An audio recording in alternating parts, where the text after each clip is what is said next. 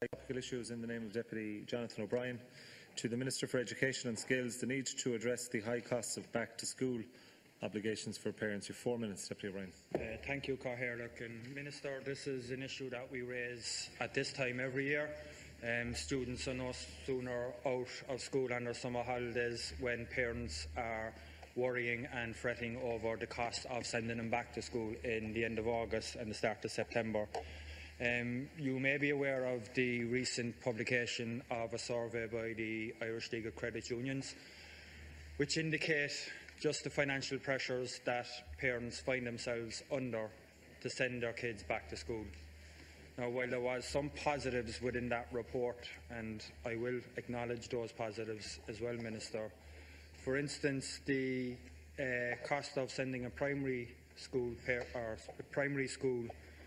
child back to school is down from €122 to €116. But on the other hand, the cost of sending somebody to post-primary has risen significantly. I think if you look at the report, Minister, and you look at what parents are telling us, it's quite clear that this is a huge issue for them. 70% of parents surveyed, Minister, have said that the cost of sending their kids back to school is going to negatively impact on their ability to pay basic household bills. 70%.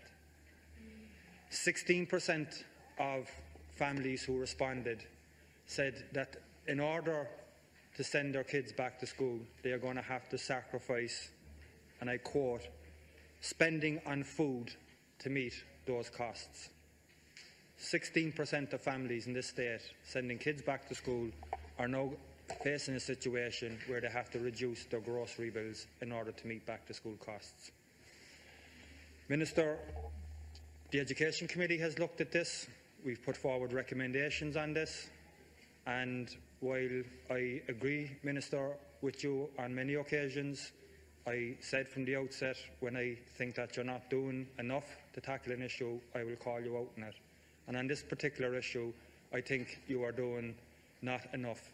To be honest, I don't think you're doing anything in relation to it, Minister. You have put the responsibility back on the shoulders of parents to lobby their boards of management in relation to back-to-school costs.